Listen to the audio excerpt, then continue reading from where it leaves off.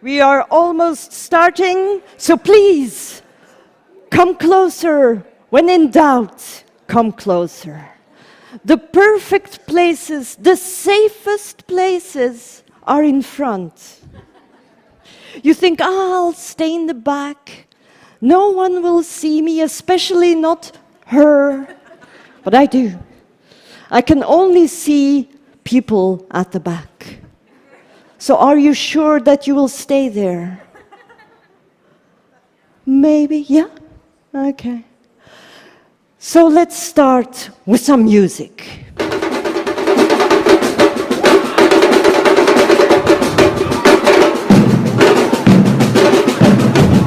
Come on!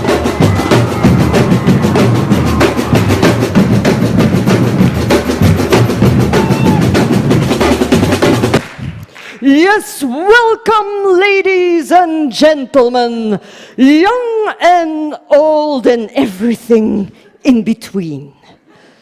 This is the starting session of the conference of OEB. 30 years of OEB.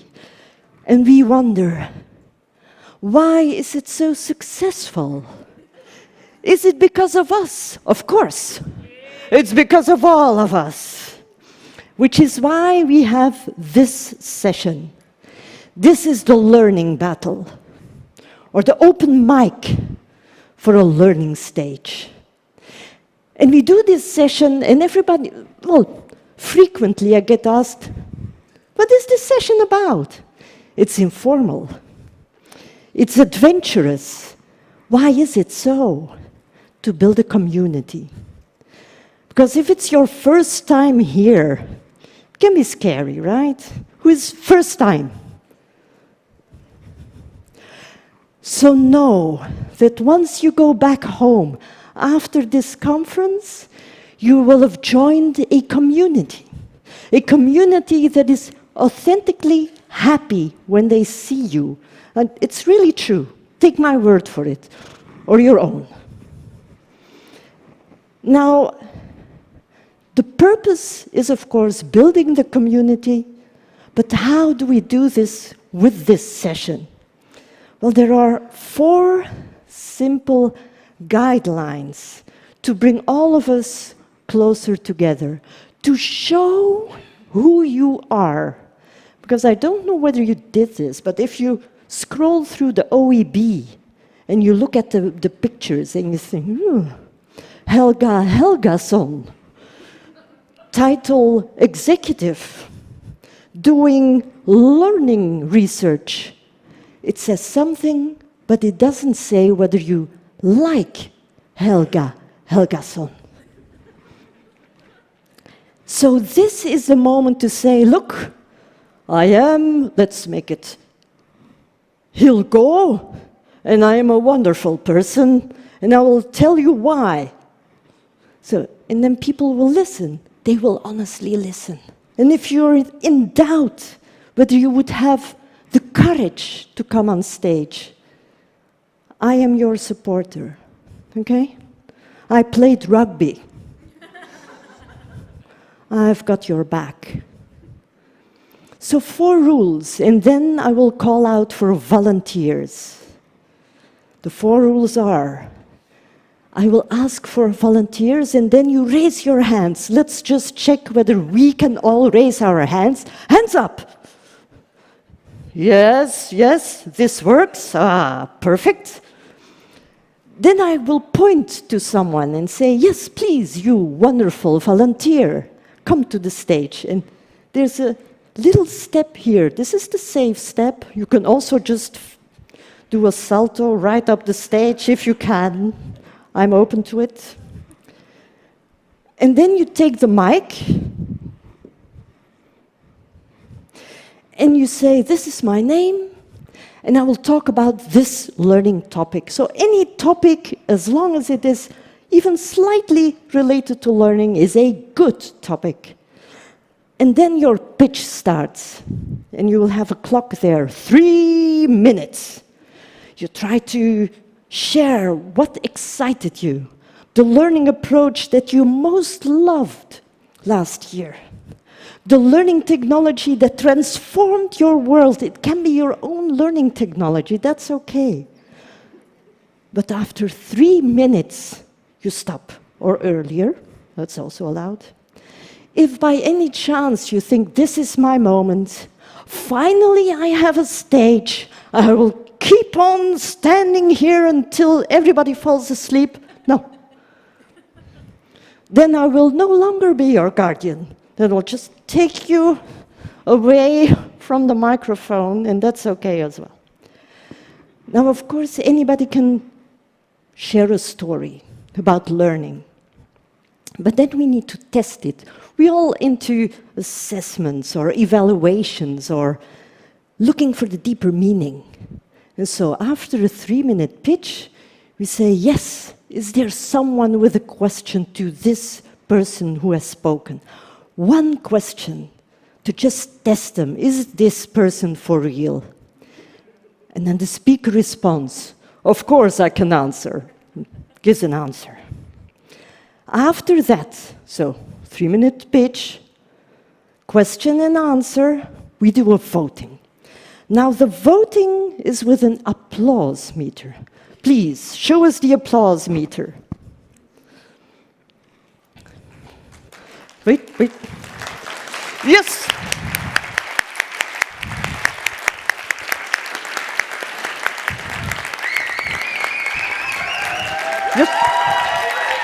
Yes! Yay! Absolutely. And now you can see there was a maximum 88. And my fabulous assistant, actually the most fabulous person of OEB organization is Rosa. Yay! And so she will take note, aha, the speaker has this name, and their maximum is 88. And at the end, after an hour long of exciting narratives, sharing what we do, she will announce the winner. And the winner can take this home. Indeed. It's a secret. And it is, let me just share one tiny thing. It will be a challenge on a plane. Now, you really want it, right? And if you win, you will also be given exposure in OEB magazine. You will get an article. You will be videoed and interviewed, shared on the World Wide Web via social media. Who doesn't want to win this session? So, with this being said, we are going to look for the first volunteer. You can feel it, yeah. You can feel the anxiety. And, maybe I can. It's very simple. Looking for volunteers, raise hands. Okay, let's start with the back. That person there, please, come.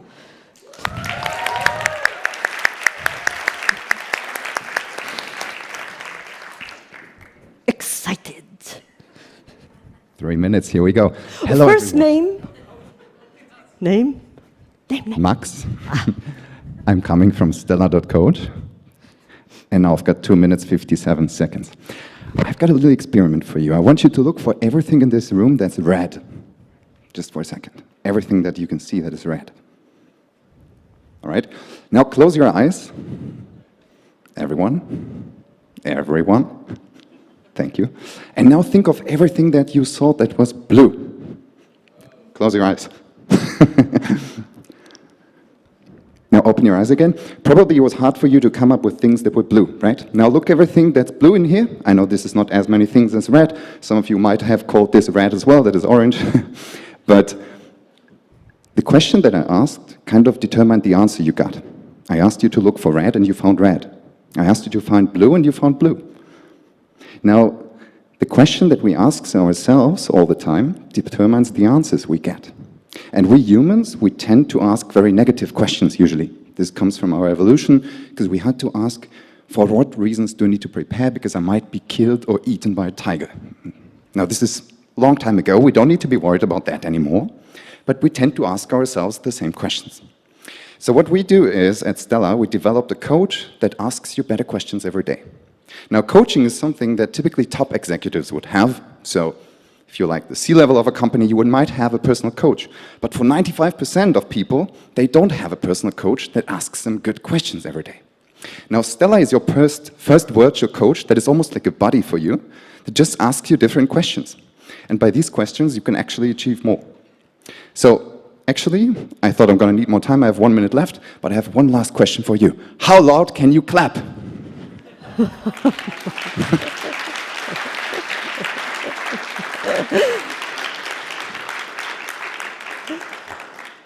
Who has a question?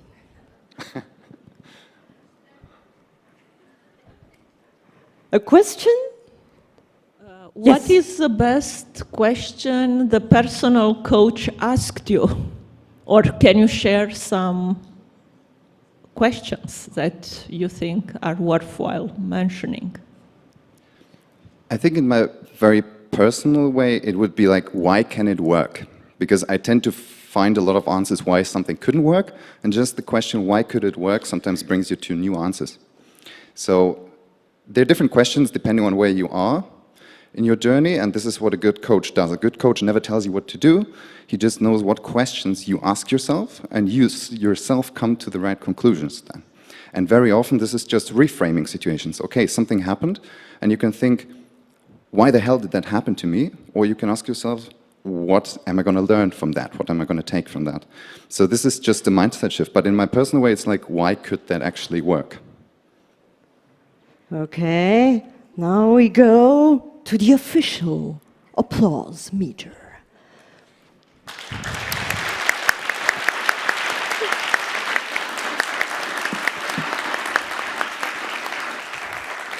Thank you very much, Max. You opened the floor, so you see it's easy. Nothing to it. We're all in this together. It's a safe space. You have me. So now, the next speaker, please. Shahira? It were two people in front, so I couldn't take the please, in a minute, dare to show hands. It's safe, you will see. Please. Good evening, everyone. I'm Shahira, and I'm an instructional designer. Most of you know what that means, and people are cheering here, but that's not what happens to me every day. 10 days ago, I had a challenge. I was coaching for a longer period of time PhD students for them to be on stage to present their thesis in 3 minutes. And this is a completely coincidence. And hats off to them because they knew how to do this in 3 minutes. I kind of know it's not going to be working. But let's not go away from what I was talking about. I told them I'm an instructional designer. These are smart people doing research. They had no idea about what that was. But then it's actually something that is outside of my comfort zone. I help teachers teaching stuff to do better courses that are more meaningful, and to make sense of all the technologies they try using. With this group, it was not about that. It was about how to present your thesis in 3 minutes. And here are 3 challenges I found. It was not the language. All of them had perfect English language. It was actually the way they wanted to express their passion about their research. The second challenge was about the question, how am I supposed to put 3 years of my life into 3 minutes?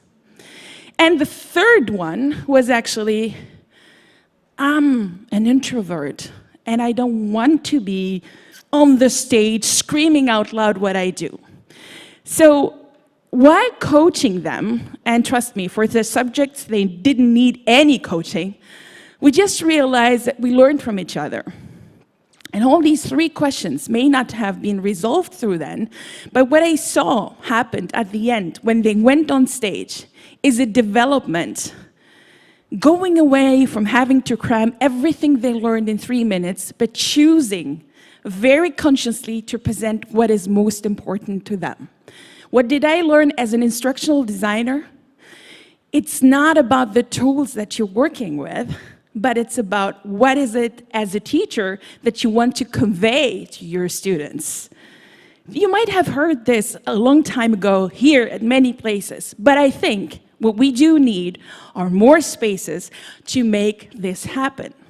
So next time maybe you're talking to someone about your job, be it instructional design or not, try not to convince them about the tools, but why they're doing it, and you find the how and the way to their heart. Beautiful time. Ooh. Thank you. A question for Shahira?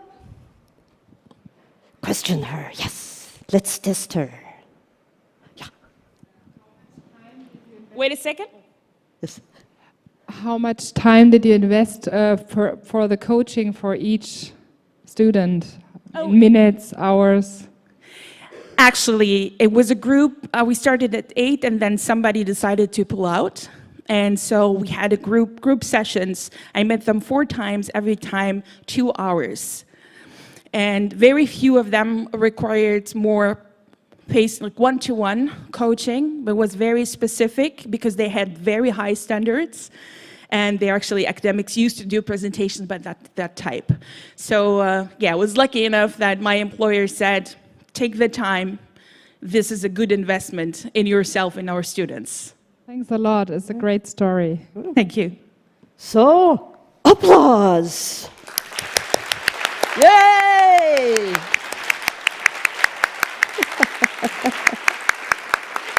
Thank you. So you see, you can just, that's what I like about this session. Anybody can take the stage. You don't need to prepare, you just need the willingness to share. Now, you can feel it, you know it. I already see people like arms going that way. Scratching head, very dangerous there, sir. Volunteer 3. Yes, please, come to the stage.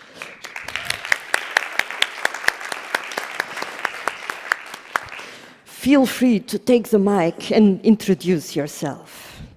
Thank you. My name is Dongjin. I'm from Korea, and I want to talk the technology as a tool, because technology is the thing that everyone can use. So whether you are old or young, whether you are in Asia or Europe, it is available to everyone. And I see this potential in the developing countries context especially. Because my parents are missionaries and they tried to build education system in Cambodia. And I see there are so many people who want to learn something, but they cannot really learn because there is no school, there is no textbook, and there's no material at all. And technology, for example, AI or YouTube, those kind of things, when they become really available everywhere in the world, it can provide the minimum basis for them to start.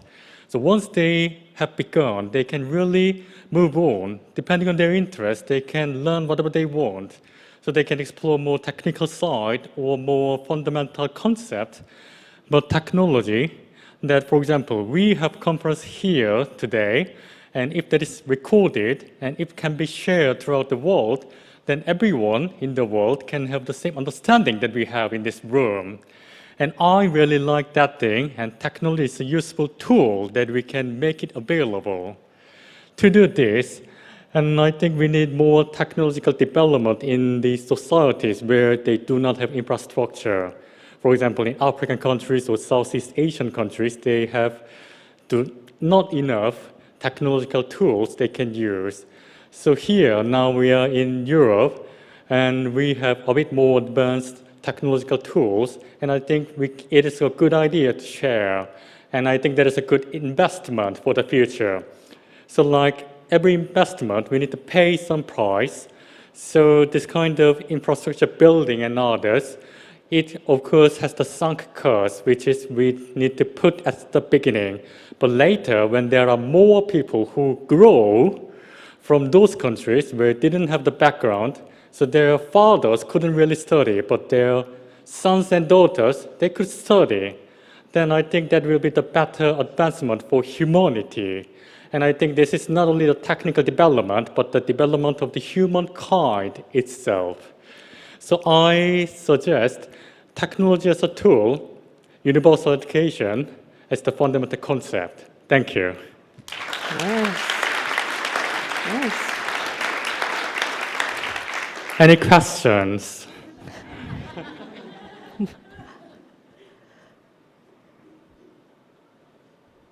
No question? Oh, there, yes.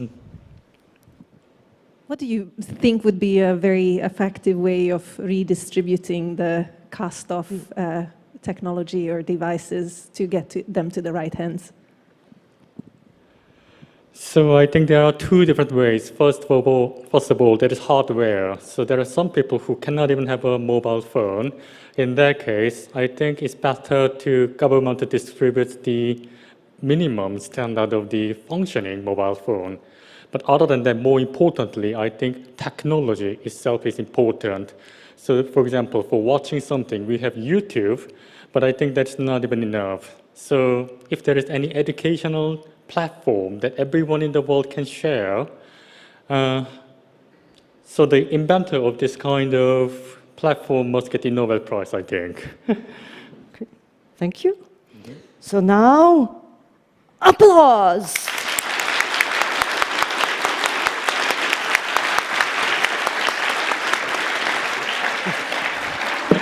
Thank you. You feel the vibe. People are scared and running away.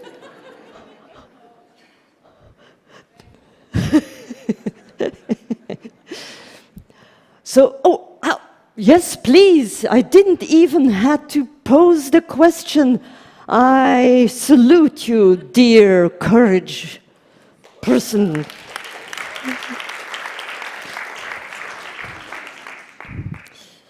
I'll give you the mic, please. Perfect. All right, I'm Jan, but actually I'm ChatGPT now because I used it to maybe win this competition. Let's see. Imagine this. Learning isn't something you do. It's something that happens to you. You wake up and knowledge just sticks. It's effortless, exciting, and transformative, you know this word. That's the future I'm going to share in this short pitch.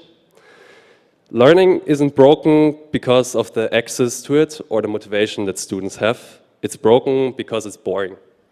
Students spend hours on social media every day, and 80% of the learning content that they get taught in school fails to hold track in their brains.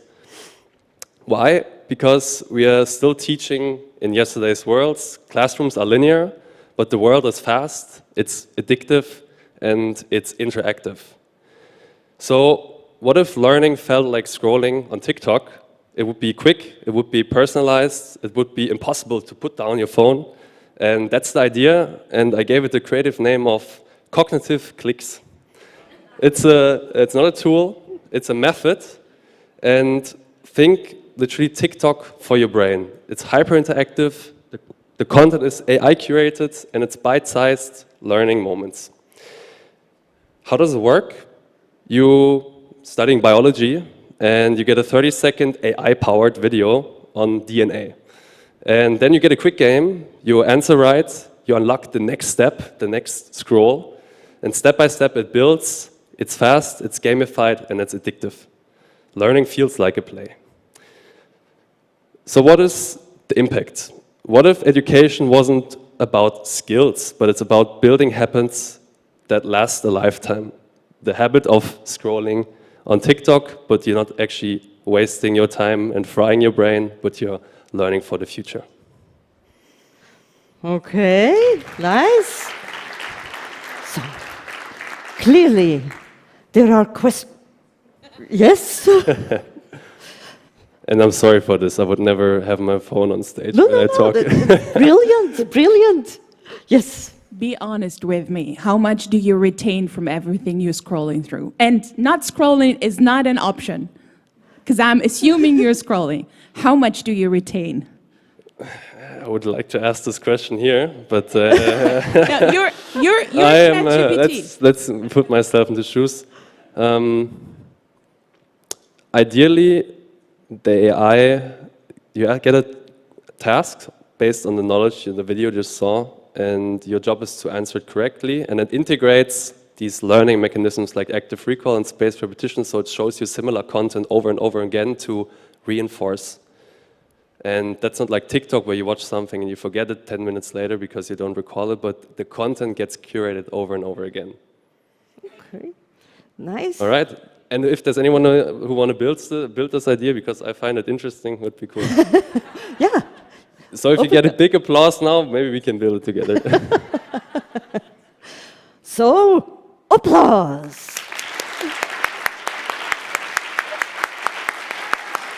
Thank you. Thank you. So we had a product, an experience, a bigger societal view of technology, and using the latest tools. How cool is that? So, you know what I'm gonna ask? Okay, hands up, but yep, wait. Male was female first, then going back to yes? Please, take the stage. All the enthusiasm. Really, she lighted up the room as she could come here. That's the feeling you get. Exactly. Hello, I'm Sandrijn, and I want to share a personal learning story. So I hope you will enjoy it. This story really opened my eyes to see that I really enjoy learning new things, aside from the school system. So around the beginning of the year, one of my best friends found an old letter in her family home. And their home has been in her family for years and years. And in this letter, she saw my last name written at the end of the letter. So she texted me like, "Are we related? What is happening?"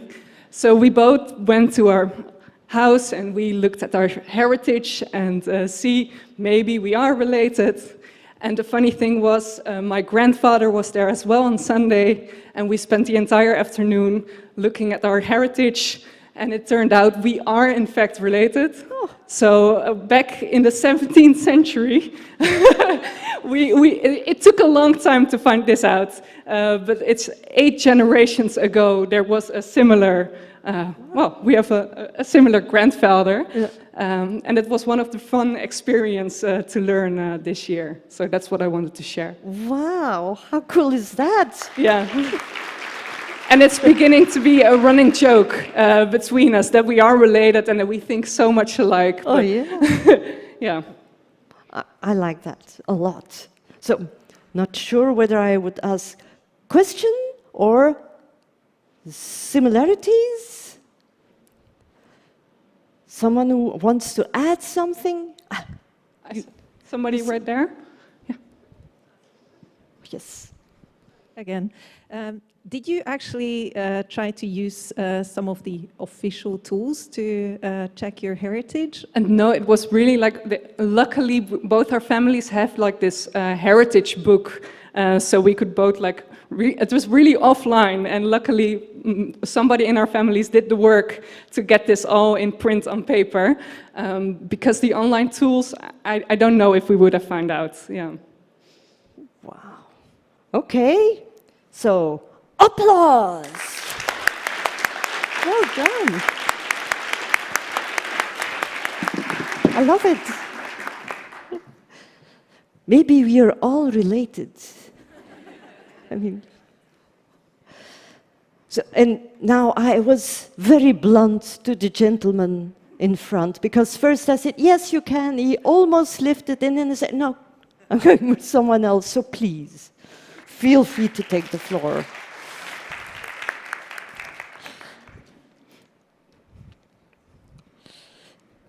minutes. Hello, my name's Dr. Andy Clegg. I'm Head of Academic Development at the University of Portsmouth.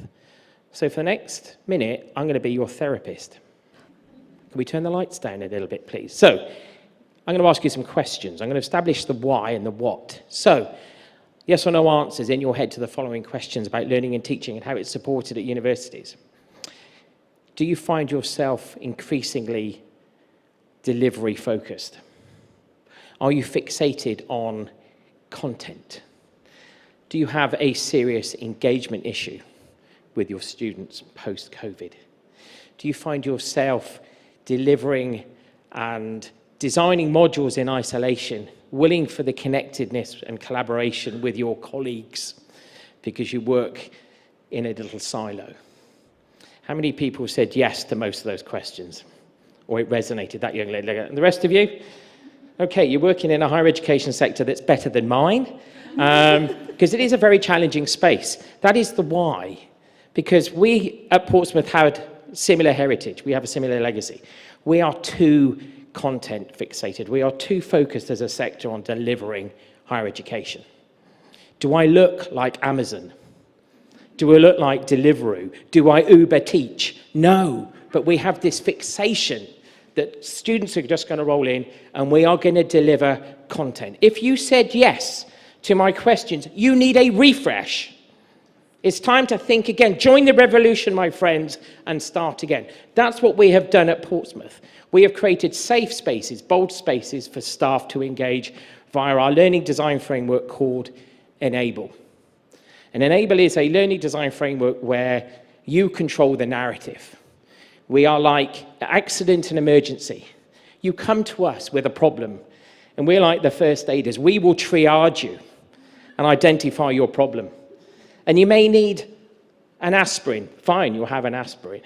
But you may need surgery. So come and do a full-day learning design workshop. We can rebuild you. Steve Austin, I was going to say Steve Austin, but you won't get that. The Bionic Man, we can rebuild you. We have many digital technologies that can help, okay? So it's created a safe space. We've got staff on board. And we don't talk about innovation. We don't talk about excellence. Because if colleagues hear those words anymore, we turn them off. They don't like it. So our simple mantra at Portsmouth is teach well, consistently well.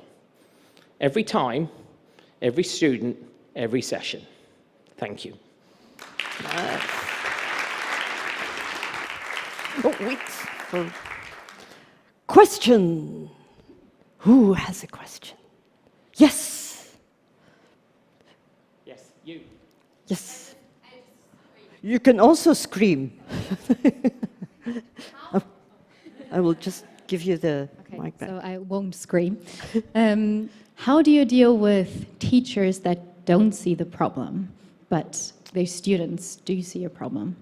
You have them as well. Jolly good. Yes. We have turned our learning design framework into Heineken. Somebody I'm just waiting for you know where I'm going next with that answer. It's a learning design framework that reaches those lecturers that other learning design works can't reach. And we've done it by creating safe spaces for staff to engage. They want to engage. They have a desperate desire to engage, but they're what I call academically frail. They are governed and fixated by a metric-driven system that does not allow innovation and creativity for the risk of failure and the impact that would have on performance management and other things. So the revolution is not just about how we teach, but it's about the processes that support us as well, and how we encourage more people to teach well, consistently well. In the UK, it makes me sound like Marks and Spencer's. Oh, you know that. There you go. Thank you. So, applause.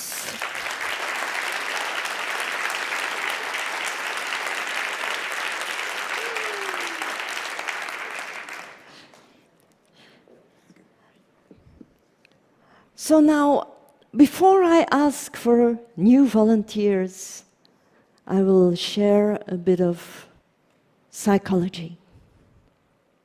Tonight, you lay in your bed, you think about your day, and you think, darn, I should have gone up that stage.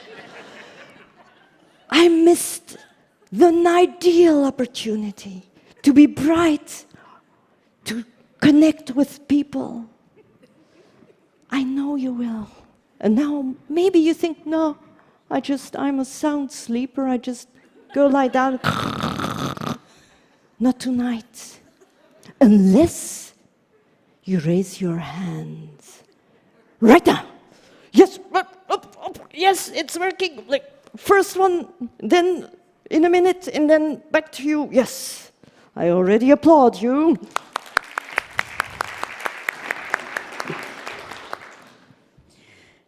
I have a question to ask rather than a story to tell. How many times did you look at your phone during the session? 1 time? Raise your hand. 2 times? 3 times? Are you maybe the ones that didn't look at all?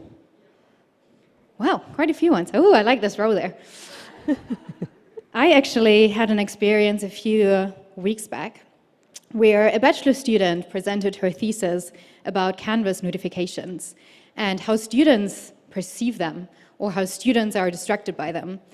And the surprising answer was that they wanted to receive notifications.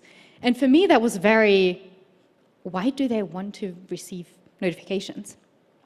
And their comment was, or a lot of comments were, yeah, well, it's from university. You know, I don't want to miss any information.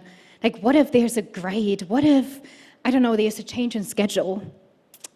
And in the bachelor presentation, the student said that was a big thing that students came up with, this fear of missing out, fear of missing information. And my question was, okay, I understand that you want to be up to date with your own university kind of experience, that you want to be up to date with your course schedule, but what happens to your life when you look at your phone? What happens to the moments where you maybe laugh with a friend and then, whoo, suddenly there's a notification? What happens to the little moments that you don't really enjoy because you get distracted? How can we help our students and ourselves to be not distracted by the information, but still get all the important information? Well, nice. So, question, comments, raise hands so we can see. Experiences? Experiences? Yes. Do you have an idea on how to do it? How a random thought? What would you do? I would probably have work hours.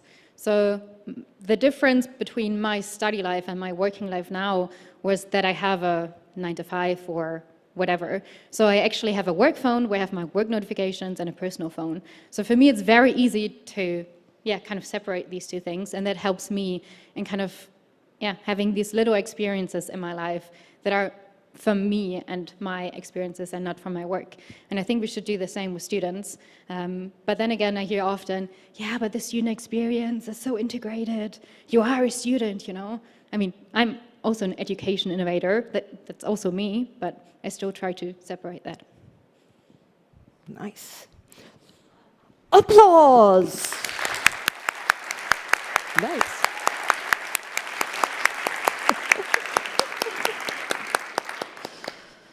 Now I saw an eager hand. Yes, please take the stage. Drink something first.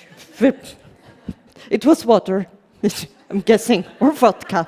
Well, just, sometimes. Oh, be careful. I can confirm it was water, not vodka.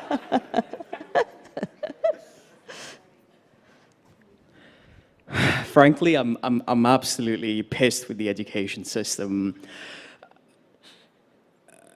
It's agitating at this point. I'm 24 years old, and you're probably thinking, what is he talking about? He's barely lived half his life.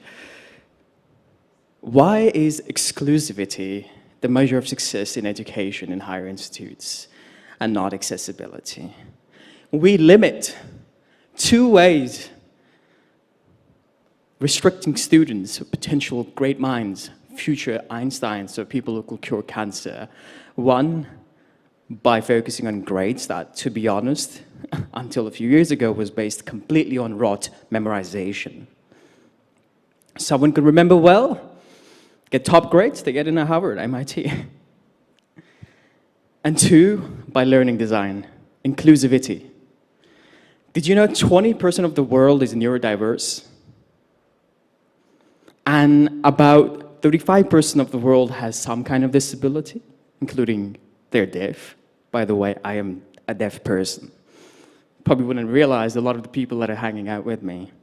I dropped out of school when I was 12 because it just wasn't made for me. Because it was so boring, I wanted to go out, build, and solve a problem. And do you know what saved my life? Games. So I want to show of hands from people who here have played games. This is about 98% of the room, and who here actively plays games on a weekly basis. Okay, we've come the number down to 60%. I created a startup when I was 16 called Protagonist Pro, where we used gamification to empower young people to solve future problems. Did you know that engagement increases by 70% just by adding gamification element? And memorization increases by 20%. So why do we, in this still age with AI and LLMs, 21st century education, when we talk about it, are not implementing gamification? And to be honest, it's not just for kids, because my startup was acquired by IBM that are using the same product for their global leadership training program, which is absurd to me. And that goes to show that games can also save adults. It can take us out of depression. It can help us deal with the big challenges in life. And it makes us very creative. Problem solving increases by 58% just by putting gamification elements to it. So, I leave with, next time you teach someone, ask them not what they want to be when they grow up, but what problem they want to solve, and give them games. Thank you. Thank you. Wait. Who has a... there's a microphone coming your way. Yes. Thank you very much. You mentioned all the benefits. What do you do with the addiction problem? Nice. It's a great one. So this is why, instead of looking and restricting stuff, we create an environment where we give the admin control to the parents, or in some cases teachers or professionals, where they can navigate and limit certain access to it. You don't have to give them just any games, you know? The whole point, and the first skill we taught through gamification was self-control, right? It's not a skill, it's what people call soft skills. I think it's one of the most important skills in life. We spend ages, like the first 20s, procrastinating, the late 30s thinking, oh my God, I'm getting midlife crisis. And then maybe some of us do well. Great, good on you. But self-control was never taught in school. So that was the first thing we did, which helped, obviously, allow our users to get engaged and understand the limitation. But the other thing is also you give admin controls and put certain limitations. Addiction is real, and there's certain ways of dealing it. And games and gamification is a great way to deal with it. So, applause!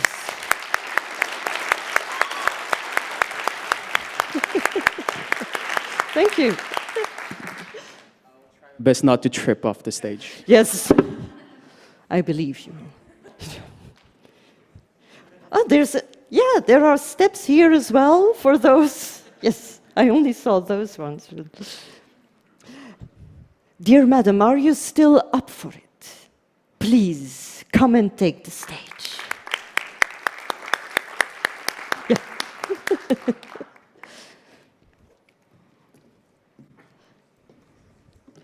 Hi everyone, my name is Marlies Gratian. I happen to also work in higher education in the UK. But that's not what this story is about.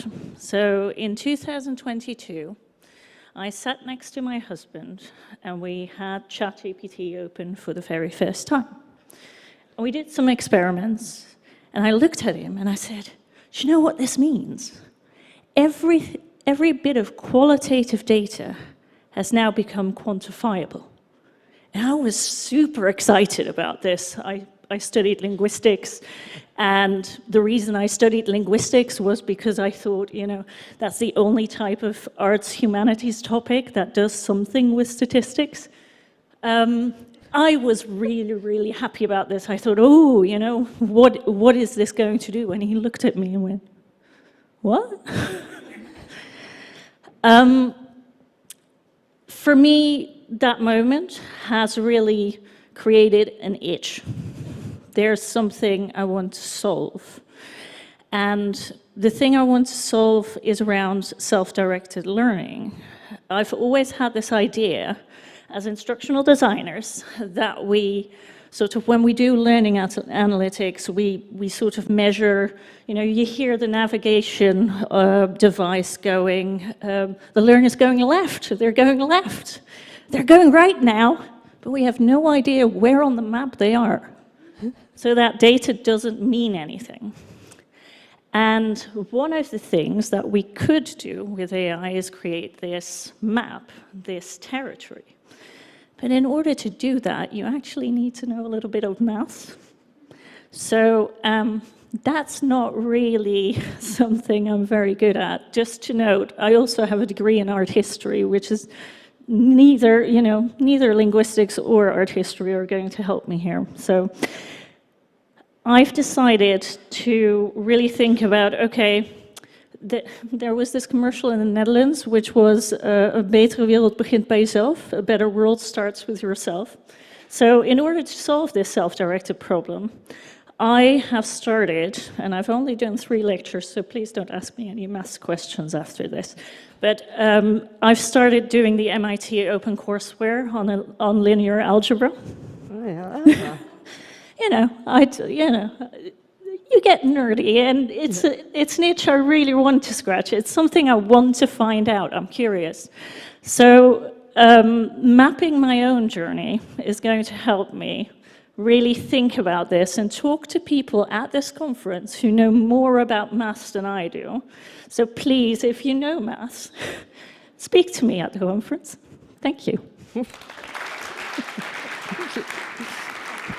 Yeah.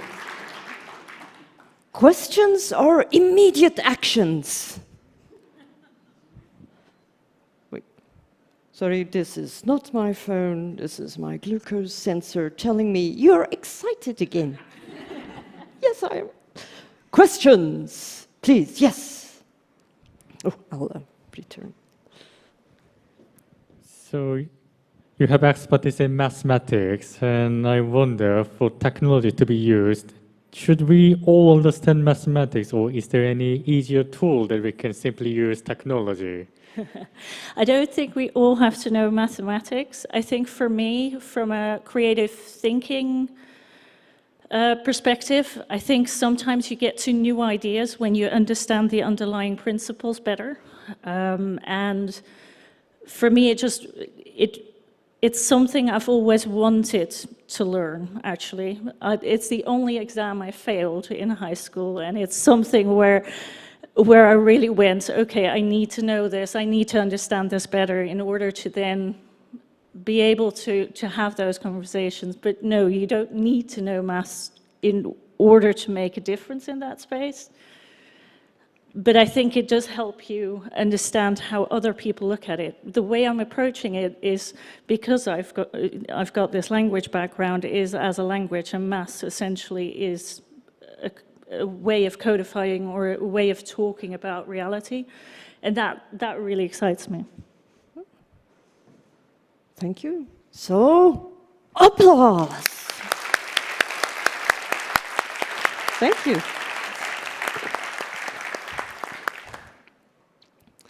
Now let me look at the time. Okay.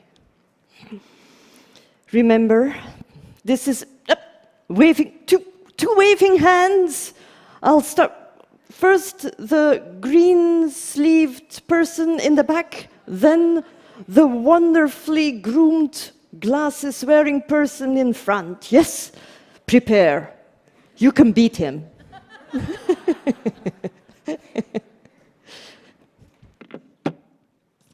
Hello, my name is Garnet, and I am going to raise the controversial topic of how do we save education from ChatGPT. So to start off with, ghostwriting. Who knows what ghostwriting is? Raise your hands. Right, most of you, some not. So just to define that, it's when a student hires somebody else to do their own work, and they submit that as their own work, which is not theirs. And we all know currently the power of ChatGPT, where a student can just simply prompt and get their assignment written for them, and they can submit it as their own. But what people haven't put together, the link, that this is actually ghostwriting. Ghostwriting is when you're taking, the difference is that you have, one is paid, you're paying somebody, the other one is simply a prompt. So they're the same problem. So how do we solve this? Well, before we do this, the problem with education at the moment is that, do we actually know what we're assessing? Do we actually know if the student has written it? Is this written by the student's own original writing, or is this coming from ChatGPT, or from somebody they've paid? So how do we solve this problem? Well, it's actually, I was a teacher many years ago, and I had a little student called Johnny. And Johnny, he went from a D grade student to a doctorate overnight. It was amazing, right? And we've all probably seen this.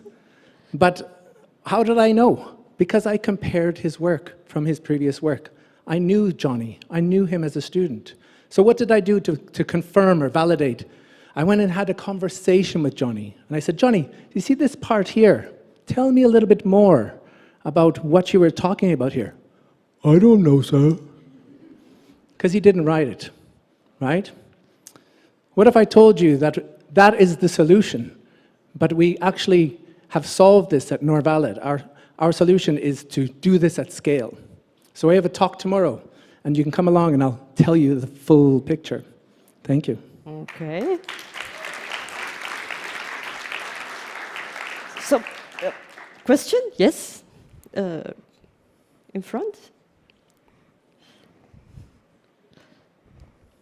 How do you make the fallibility of AI the learning opportunity? AI is not perfect, and what you're talking about is getting students to create work in AI, then they critique the AI-generated output, and then use that as a learning opportunity, because if they understand the topic, they should be able to tell you where the AI has got it wrong, and then their exercise, their assessment is put it right. So you turn the AI from a foe to your ally. Yeah, I think we're not prescriptive. We think that there's opportunities in education where you're going to have AI, as you say, as part of the assessment, and you flip it to get the students to write an AI and critique it. But there's actually going to be cases where it's still important to take AI out of the conversation because, you know, mathematics, we need to take the calculator sometimes out of the math exam to test their knowledge of core mathematics still. So there's this range of going from no AI to full AI and the bits in between. And I think that there's space for that, all of that in education. And what we're trying to do is in those cases where you need to authenticate that user to make sure when they graduate with that certificate that it means something, that you're assessing them, not their ability to prompt, then that's where we come into play. Okay. Applause.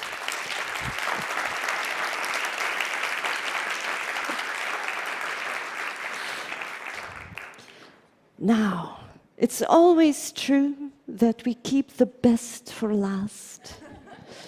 No pressure there.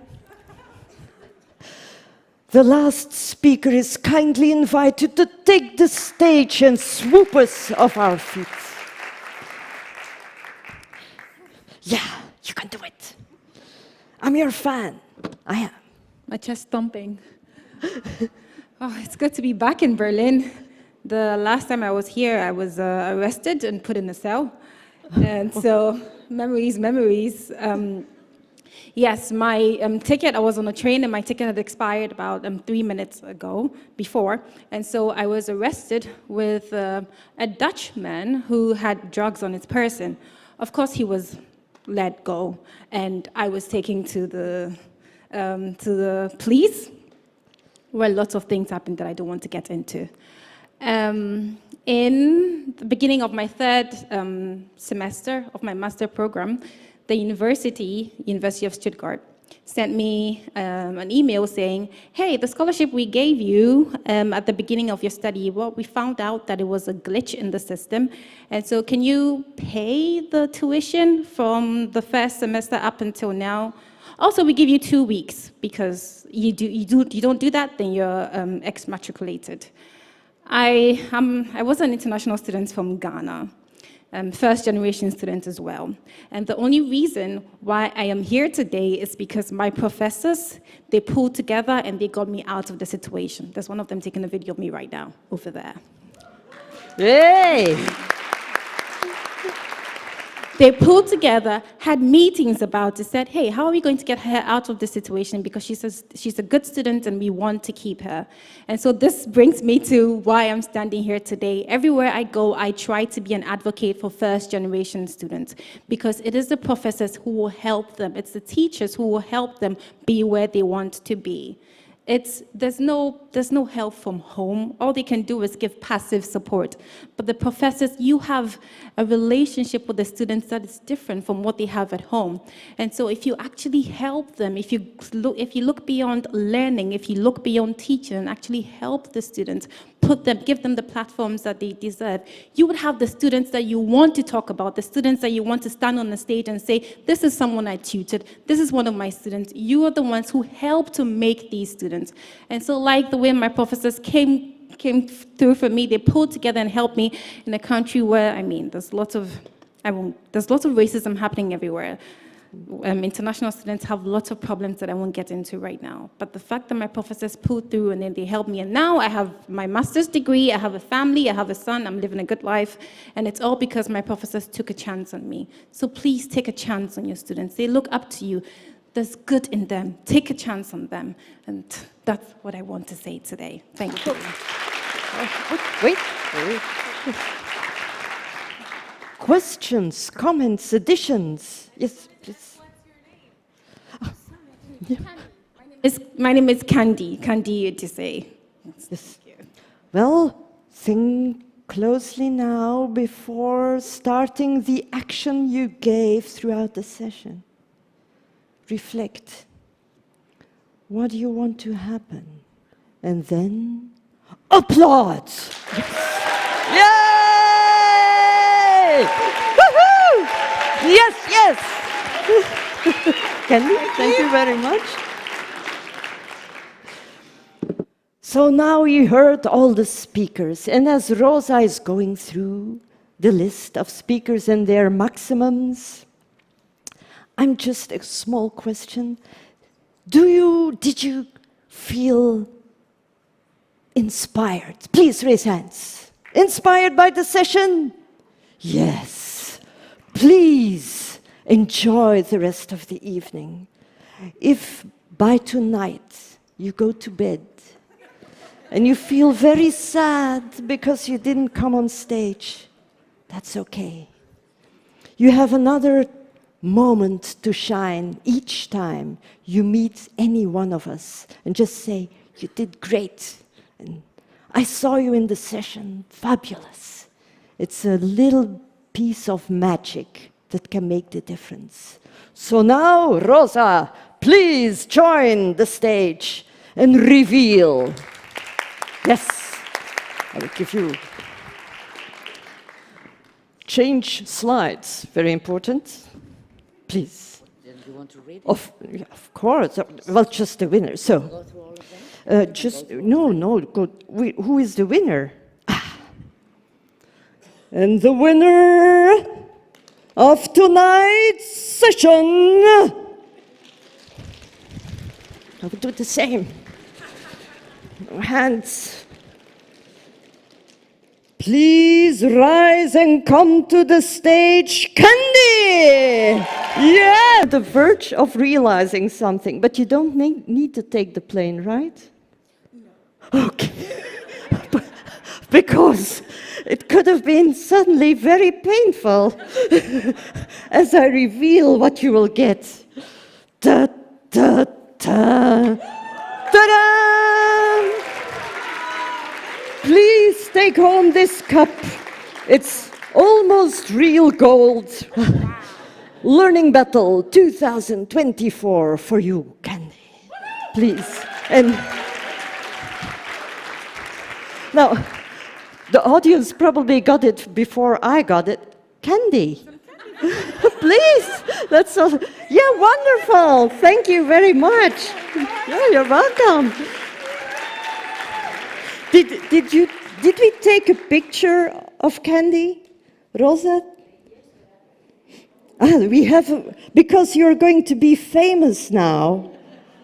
No, we're going to write an art, well, not me, but we, like, but are you looking for the, oh, why am I have to, sorry. Okay, yes. You will take a picture, and then, as you know, tomorrow there's like a petite fête, a little party, and I hope you will join us. I've been practicing dancing. Look, okay? So if you want to see more than this, come tomorrow to the party. Is it, yes? Oh, you're right. I mean, come on. With the Learning Battle, yeah.